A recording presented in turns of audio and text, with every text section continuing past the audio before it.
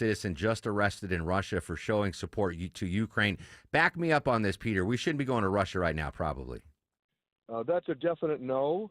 You know, the bottom line is if you can't be in control and you don't know who's in control, either one of those two choices, don't go. Are there any other countries that are on the Peter Greenberg don't fly list right now? There are. In fact, let's go back to that metric. I will go anywhere in the world as long as I know who's in control and I'm not being threatened. So would I go to North Korea right now? Actually, I would because I know it's in control and I can play by the rules. Same thing for Iran. And I'm not suggesting everybody should go. I'm just saying that's not on my don't fly list. Here's my don't fly list right now: Syria, Yemen, parts of Ukraine, of course, Russia, parts of Chechnya, parts of Somalia. And now I'm running out of choices. I think of 196 countries, there are only about 10 places I would not go. Interesting. So you would can an American citizen go to North Korea? What's that like? Believe it or not, there are organized tours. They're highly structured. They're highly restricted. But you fly in from China. I've been twice. You're escorted everywhere you want to go, so that you don't have a lot of freedom to explore on your own. But the point is, if you want to go, they usually do it in conjunction with many of their sports activities, what they call their mass games, and you can go. So you've been to North Korea twice. Yeah. What was that like? What was that experience like? Well, you're given a sort of an escort, a guide, a guard who basically restricts where you can go and what you can do. You're not free to just take your iPhone out and take pictures all the time. They're giving you sort of like a tour of a showplace village that is certainly not representative of the way most North Koreans live.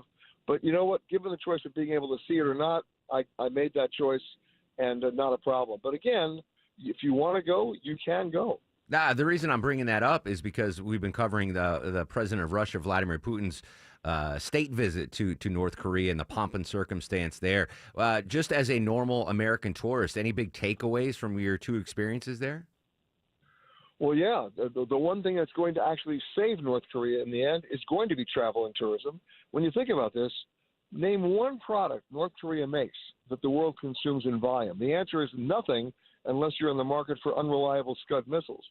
So you take a look at their economy, he has difficulty feeding his own people. Yeah. And I can tell you for a fact that he's in private negotiations now with the Spanish, with the Swiss, and with the Germans to try to build up his travel infrastructure because he realizes that's his economic ticket out of his current malaise. That's so interesting. I'm amazed. Peter Greenberg joining us live on the Mark Arum Show, talking travel. Yesterday on the show, we updated the Boeing CEO in front of Congress, apologizing for the two fatal crashes. And Boeing's under a lot of stress right now, the company, the CEO.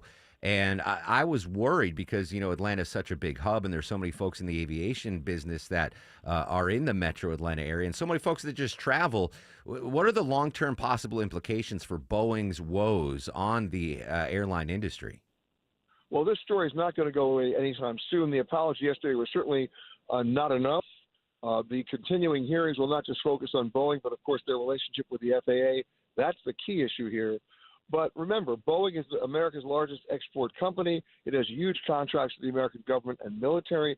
Boeing's not going anywhere anytime soon, but it has to be restructured simply because their safety culture is not where it needs to be and where it has to be, and its relationship with the FAA has to be completely redistributed because what it's doing now is the FAA has even admitted, as of recently as last week, that their relationship with Boeing has been too hands-off.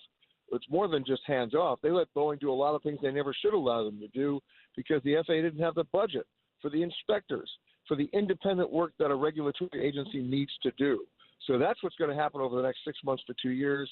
And at the same time, Boeing will still be financially crippled simply because they can't move that assembly line forward until proper inspections are done by independent inspectors and not by Boeing employees. Now, 145,000 employees internationally for Boeing, and we had reporting yesterday that they had 0 orders for jets, for passenger jets last month. No one ordered a single jet from Boeing, which doesn't usually happen.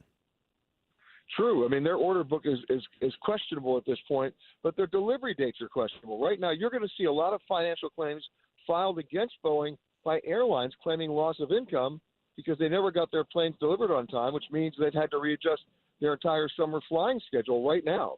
That means a lot of flights will be consolidated. Some routes will be canceled. If you want to know why your airplanes are all full, one of the reasons is because Boeing didn't make their delivery promises. Summer travel season here, Peter, and I saw this headline, thought of you. Why do airlines overbook flights, and what happens if you are offloaded on one of those flights? Well, airlines have been doing projections for years to figure out what their no-show factor is, because they know an unsold seat is revenue they'll never get. So some airlines will actually overbook as much as 30% on some flights, especially if they're heavily traveled business flights, since business travelers tend to cancel more than leisure travelers do. So that's going to be with us for a while.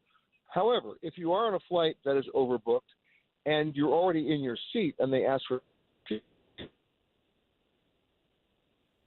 plane.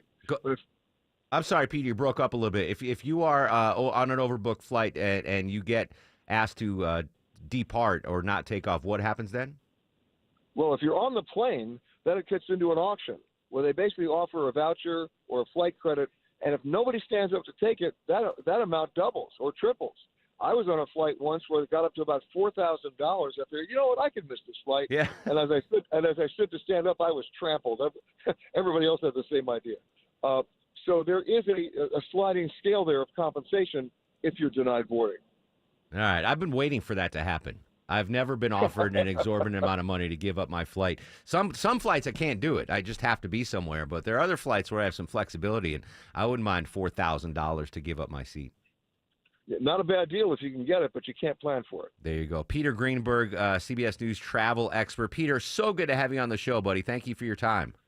Hey, anytime, Mark. We'll talk to you soon. There you go. Peter Green. He's been to North Korea twice, Deborah. That's crazy. I wouldn't even consider going there. I would go with Peter. Okay. Yeah. You'd defect there. Yeah, well, no, I'm not defecting, but if he says it's okay, I'd go on a guided tour with Peter.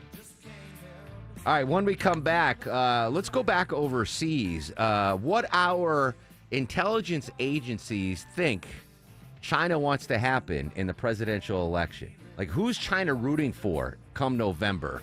We'll update that story live with Peter Martin from Bloomberg News next.